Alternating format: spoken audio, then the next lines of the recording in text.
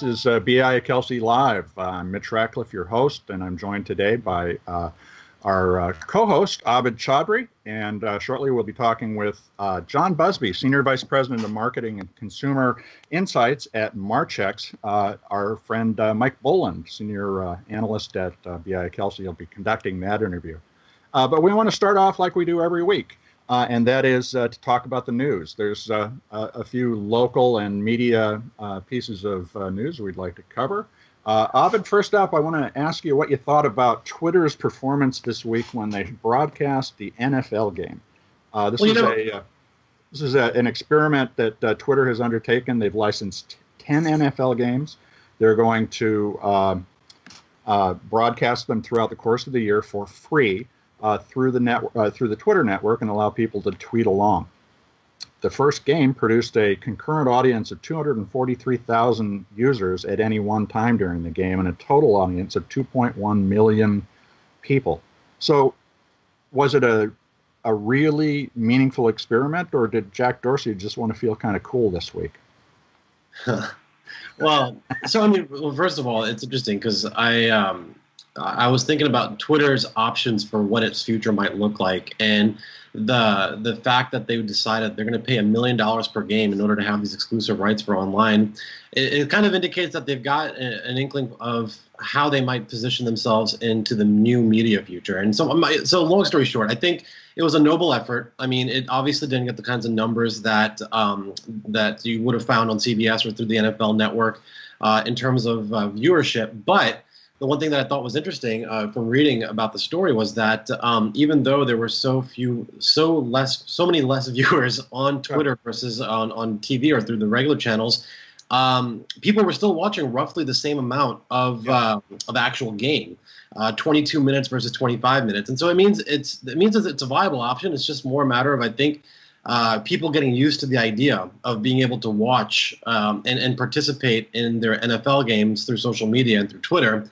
And the thing that's also kind of cool about that is you're able to, when you do the Twitter NFL experience, you're able to plug it in through not only the Twitter app, but also through any other system that's enabled through the Twitter connection. Right.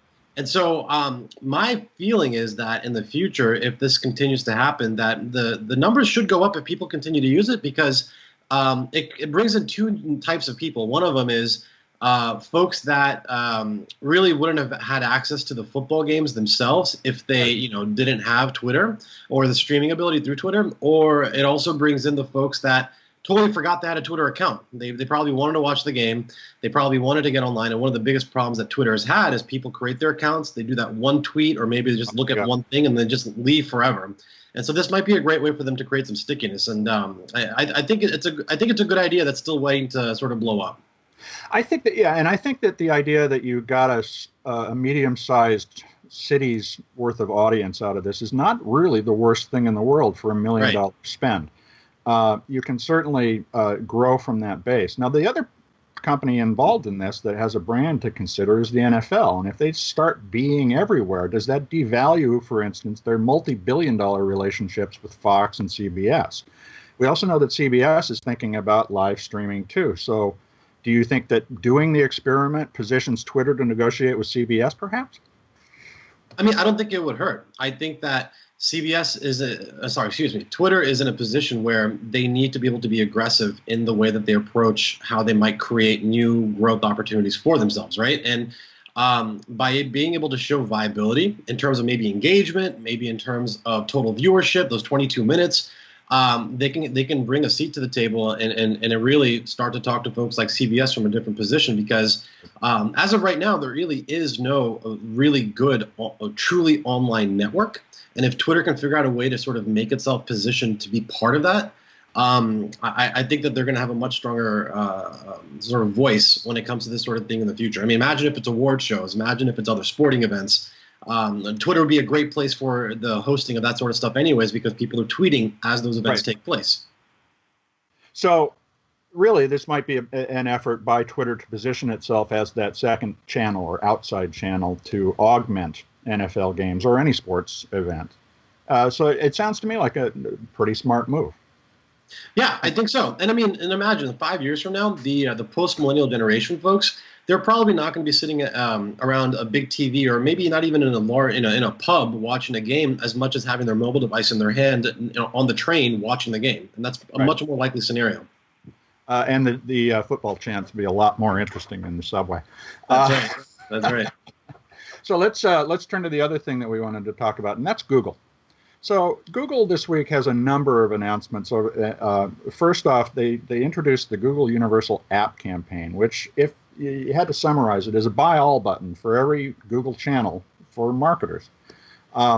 This is, in my opinion, it's really the consolidation of Google's existing business in the advertising space. Just make it as easy as possible so that it's a checklist item for the big brands to buy, and something that other people can consider as the easy solution to being where they want to be on Twitter or on Google. But they made an acquisition this week as well that I think shows where their future is going. And they bought a company called Urban Engines in San Jose, or somewhere down in the valley, that does local analytics. And this is essentially understanding the flow of things and people between different places, which would, of course, give you lots of additional information for targeting, retargeting, customizing offers, and so forth. Yep. That's the future. Is there essentially two Google, or are there essentially two Googles today? Or maybe that's what Alphabet is two Googles, one with a Google mission and another with the next Google mission? Well, look, I mean, I think there's one Google. I mean, there's one Alphabet, and I think it kind of putting that same kind of comparison together. I think that there's this very clear delineation between the two companies when it comes to their overall missions, but that at the end of the day, Google still needs to be able to innovate when it comes to being able to push its own products. And part of that innovation cycle right now is being able to have the absolute best grasp of both mobile sort of usage in total, but then also location-based usage of every sort of digitally connected device, right? And I think between this acquisition and then also between the consolidation of those universal app campaigns, Google's really pushing hard to make it so that they have a story for brands that is, look, it's a one-stop shop. We've got the ability to create the maximum exposure for your brand across all the major channels. Plus, we're now going to be able to create much more deeper contextual location data to make it so that your campaigns, whether they're in-app or whether they're on YouTube, those campaigns themselves are going to be able to be much more closely aligned to the type of people that they're going to be targeting against. And for Google, given the fact that AdSense is kind of either at its peak or getting close to coming down on the decline in the next few years, they need to be able to come up with new ways to bolster up and boost the ability for their advertising channel to create really good value for brands. Yeah, the thing, and the reason I ask about two Googles is it feels to me like Apple in the Scully era. There was the Apple that was milking the original Macintosh business, and there was the Apple that was trying to invent the Newton and multimedia devices, and they never had a focus.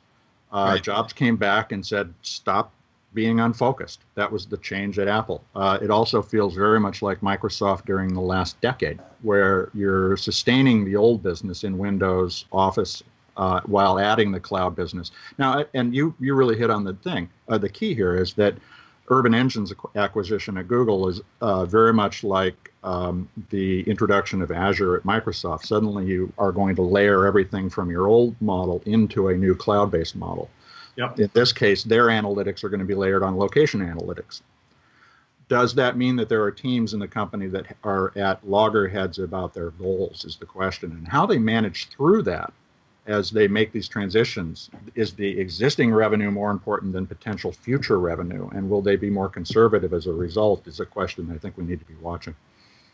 And then, the other thing to sort of add to that is that all eyes have been much more focused on the Google Alphabet financial performance story in the last couple of years since the split itself, given the fact that there's been a lot of tightening of belts taking place across the entire organization, with Alphabet and Nest or with Google and its focus within Android and the advertising channel, it's really, really important for Google to be able to show that they've created a good plan for that transformation, right? And Right. I mean, it seems as though they've got enough runway in terms of the marketplace as well as their own sort of skunk works to be able to experiment with this stuff.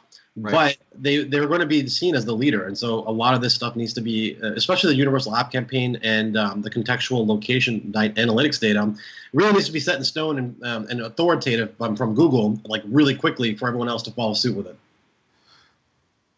Absolutely. So I think there's I got off a plane at 1 a.m. last night, so I'm sorry, a little slow. But as you think about that, the Google is the leader, right? Then you are the target, right? In the way that Apple has been, Microsoft has been at various times in their careers. And I think it's important to point out that that's not always the best place to be, because you are the subject of the most criticism. And I would point out that Google announced its secure messaging solution, Allo, yesterday. And the result was that Ed Snowden, NSA whistleblower and current candidate for presidential pardon, said they should have called it Google surveillance, because it is a wide open channel for monitoring by not just Google, but by the government. Now, whether that's true or not is not the point. It's that it is that simple to criticize them now. They are so big that they're seen as almost governmental in scale in their data collection about people. And is that something that the average consumer is going to put up with? Now, if they're not ham-handed about it, probably they will. They'll build in this capability, and it will be helpful and not intrusive. But what's their challenge in being out in front and leading and trying these things for the first time, relative to the upstart model that they operated under before in terms of the optics of the industry?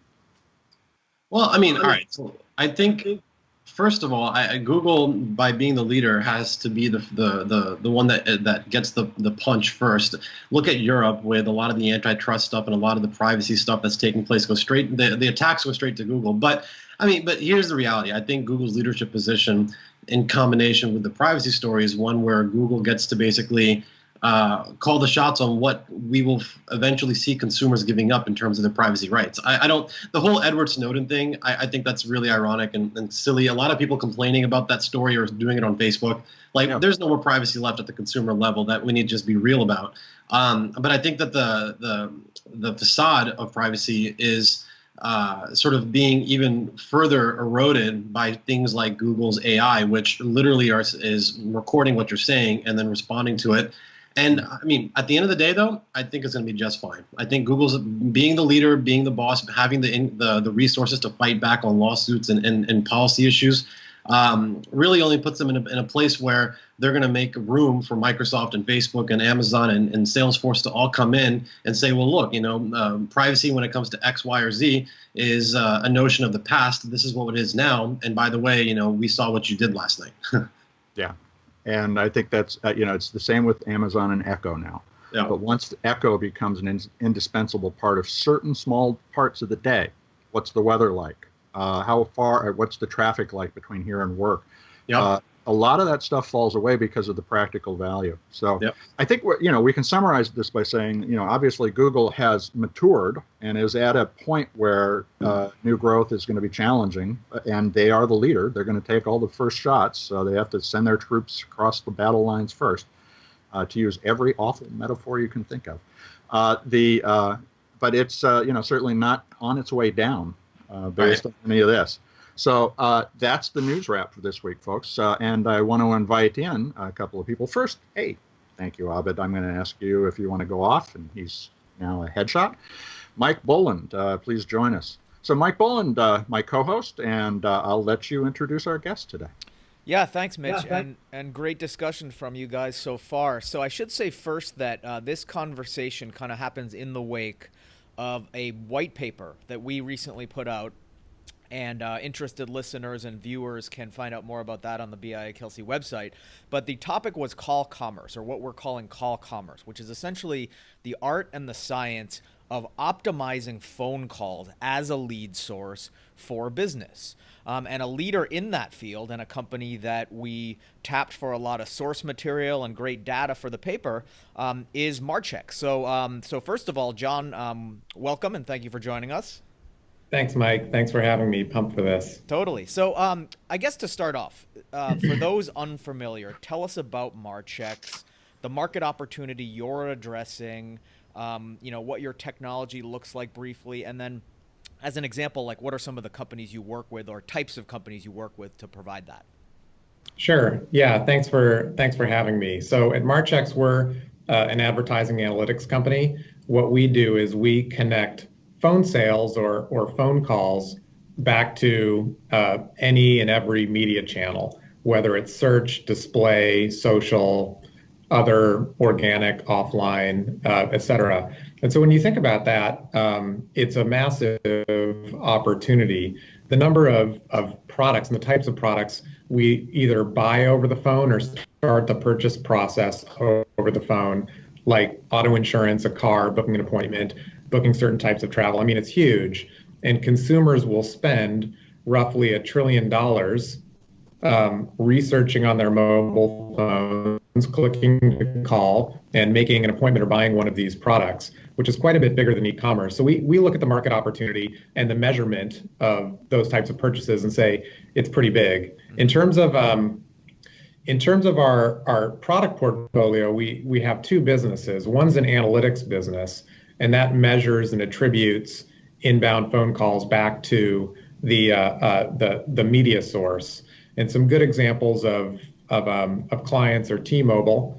Telesales is a really big channel for wireless carriers, and then maybe one that's more local in nature, like For Rent. You always call to consult with every part of the real estate process, whether you're renting or buying. The other, I guess I should also mention that we deliver this data into any type of platform, whether it's a search platform, programmatic platform, attribution platform. So we deliver this data into the workflows that marketers use to make decisions.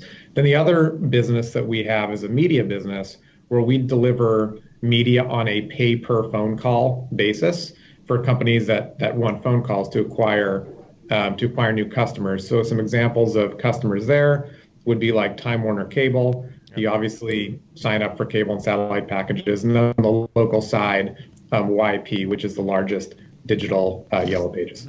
So I like your comparison to e-commerce, because I always say that the phone call is a 180-year-old device, but in a lot of cases it is outperforming more recent and digital technology. But yet, I think calls are often underestimated. We're in a very digital world, and calls are underestimated as a lead source. But you're right, because things like T-Mobile, if you're calling to get a 2-year kind of mobile contract, and other kind of products that are high value and have complexity, I think you mentioned autos, are things you're certainly going to want to converse, because the product's complexity really compels a actual discussion with a human.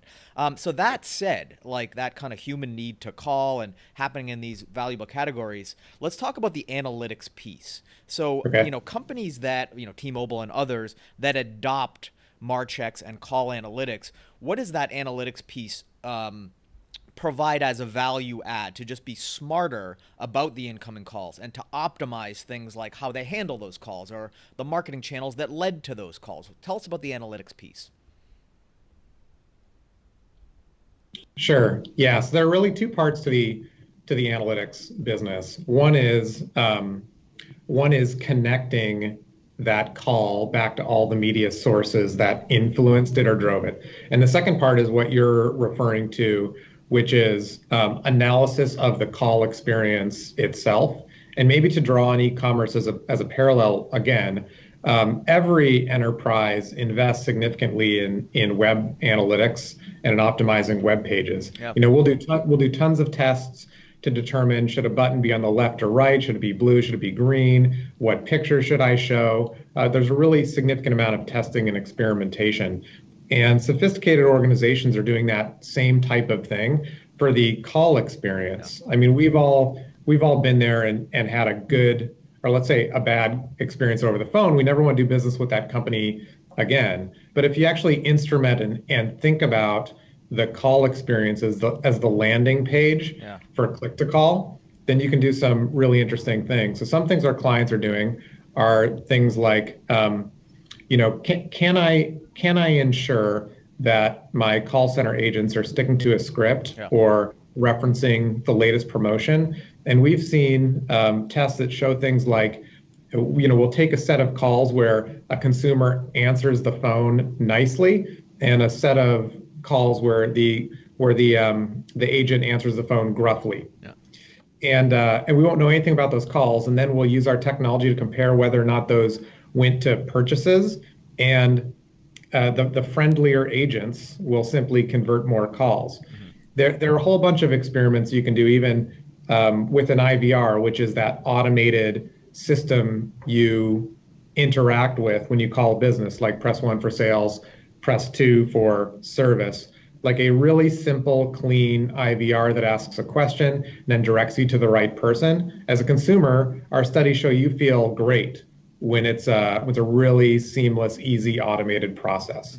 So that's what our clients are doing with our technology. Well, yeah, and that analytics, it seems like it informs a lot of operational decisions that can do things like make call centers run more smooth or increase their close rates and all that good stuff. And again, I like the comparison to e-commerce, because you're right, over the last decade or so, we've enjoyed this very advanced analytics for e-commerce. You're taking that analytical prowess and bringing it to phone calls, which I imagine is more challenging, because when you're talking about kind of the binary elements of a website, that's a lot easier than something that is very unstructured, such as human voice or inflections and things like that. So what are the technologies you're working with to deal with some of those challenges? We use what you would call speech analytics or voice analytics. I assume that's what you're referring to. We made the decision several years ago, about 5 years ago, to actually invest in building our own. So we hired folks from Dolby, from Xbox Connect, from Apple, folks who had experience in voice recognition, natural language processing, because we realized we had this amazing data set of consumer to business conversations, which would be an incredible training set for voice and speech analytics. So that platform is the foundation of everything we do. And then the other side of our other major technology asset is how we attribute phone calls back to specific keywords or impressions. Yeah, absolutely. Yeah, the attribution piece, I think, is equally important. So we have a few more minutes here. I want to ask you, we're hearing a lot about chatbots these days. It's the new buzzword, and a lot of discussion around artificial intelligence and chatbots. And I think one of the reactions to that has been that, okay, everyone's just going to be like chatting businesses through these conversational text interfaces as opposed to calling them. And, I kind of debunk that in the white paper, and I disagree for lots of reasons. But I want to hear your reaction on, in defense of the phone call, where do you believe kind of the phone call is going to continue to thrive, even in a world where a lot of people the interface is kind of a chat prompt? Yeah. Well, first of all, I don't think there's sort of a decision to be made as a business. Should you invest in messaging or phone calls? There's a role for both. We've done testing in this area, and when you offer consumers the option to email or chat or call, then overall engagement by and large goes up. So we think it's a good thing for businesses to offer more options. And in addition, we're seeing when consumers adopt messaging, there's some really good things that come out of it, like simple questions like, do I qualify for this promotion? Or questions of that nature. And then what often happens is when it appears like, yes, I could buy something, the agent and the consumer are texting back and forth and say, well, can we actually just talk about this? And they lead to a call. So in our studies, we found that the calls that occur after an initial messaging are a little shorter, but the conversion rate is higher because you've sort of gone through you've gone through the initial hoops that messaging can be good for, and then you go into a call. So we sort of see these things going hand in hand. I will say that there are some potential downsides to messaging, like some things that the medium needs to get over. Yeah. Like we've seen in our testing, consumers aren't sure whether or not they're having a live chat. Like, you see the ... on your iPhone when you're texting somebody. Yeah. There are a lot of texts like, are you there? Is this live? So there's some uncertainty as businesses and consumers are trying to like work this out. Yeah. But overall, I think that that there's a role for messaging and a role for phone calls, and phone calls definitely aren't going away for the reasons we stated at the outset. Like you really need a human connection for nuanced, complex decisions. Yeah. And I like your point about how, if chatbots have any role, it's going to be as a front-end qualifier. So the calls that actually end up from that are going to be more qualified and convert higher. I think I would add to that by saying some research I did that indicated that if chatbots erode any call volume, it's going to be at the lower end where they're lower quality calls in terms of how much someone would pay for that type of lead, like someone calling for directions or just some of those things that could be answered through a chat interface at these earlier stages of artificial intelligence. For example, Facebook at their F8 conference had a big segment where they were talking about how, this chat interface through Facebook Messenger is going to replace the phone call. But yet the shining example they used of this like chatbot glory was ordering flowers. And sure, it might work for ordering flowers, but again, back to those things like a 2-year service contract with T-Mobile or buying a car and setting an appointment. These are the things, the higher value calls that I think are going to continue to require voice. So as a corollary to that, and to close out here, you guys, along with the chatbot discussion and people aren't going to be picking up the phone, in that same breath, a lot of people are talking about how millennials are just not making phone calls. And some of the data that you came up with actually suggested that that's not the case. They are picking up the phone. Talk about what your findings were like. Sure. Yeah, it's definitely not the case, at least as it pertains to what we study, which are calls influenced by mobile and digital ads. So we've studied probably almost 100 companies. 90% of those companies, the data skewed towards millennials, and even the youngest millennials, or maybe Generation Z or whatever, are the most likely to make a call. Incidentally, they're also the most likely to message a business. And so, my take on this is digital natives are just ultra comfortable with every form of communication, and also have the highest expectations of businesses to be able to connect in any medium when they want to. Mm-hmm. So I think it's really interesting and shows the sort of the very communicative nature of millennials. And I think it doesn't end there. There are a lot of kind of misconceptions about the generation that you hear often, like they're not buying cars and this and that, and largely those have been kind of debunked through data that shows like, yeah, they're buying cars. So anyway, actually, I lied. That's not the last question. I want to give you the chance to tell us about what you're kind of excited about. We talked about artificial intelligence a lot on this call. Yeah. In light of kind of chatbots and messaging interfaces, I think that artificial intelligence could actually help call commerce and phone calls and call analytics more than it could hurt it in terms of some of the systems you described earlier, the analytics, the conversational analytics on the call itself, lead scoring, developing benchmarks about what is a good call and what is a bad call, and kind of the machine learning that goes behind that. What's your view of the future, either with respect to AI or any of the technology you're excited about for your field? Yeah. Thanks for asking. I'm very excited about speech analytics in general. And I like the concept that you're bringing up of automation. We rate Uber drivers, we rate restaurants, we rate everything. And I think speech analytics allows us to rate phone calls in a really interesting way. And I know you all focus on local businesses a lot. If you're a national brand with thousands of retail locations, you should be able to rate how those locations are in handling customers. Because if you're able to improve that, it can mean tens, hundreds of millions of revenue. So I'm really excited about that. I'm also excited about sort of the investment in indirect attribution of phone calls. The call tracking industry has mostly been about sort of last click attribution of phone calls. What's the last thing someone did before they made a phone call? We're investing significantly in understanding how an offline phone call is connected to online actions that may never involve a click to call from a search. I think there's a lot of promise as big organizations try to figure out the entire customer journey. And that's certainly the holy grail in the broader advertising world, that full funnel attribution. So I'm glad to see you guys are working on that. So thanks for your time, John. We enjoyed having you. And at this point, I'll pass it back to Mitch to close us out here. Thanks, Mike. Thanks, Mitch. Thanks, Mike. That was a great conversation. Well, everybody, we've come to the end of BIA Kelsey Live for today. We want to thank you for your attention. We want to thank John Busby for joining us from Marchex. Please do check out the call analytics report that Mike was referring to. I'll put a link in the description of the show so you can reach it.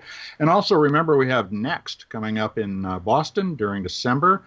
BIA Kelsey will be bringing the community together, and we hope you'll be there to join us. So next week at roughly 10 a.m., depending on Skype difficulties we may be having, or the abandonment of Skype. So just keep that in mind, Microsoft. We will be back each week on Thursday at 10 a.m. Looking forward to talking to you next week, folks. Take care.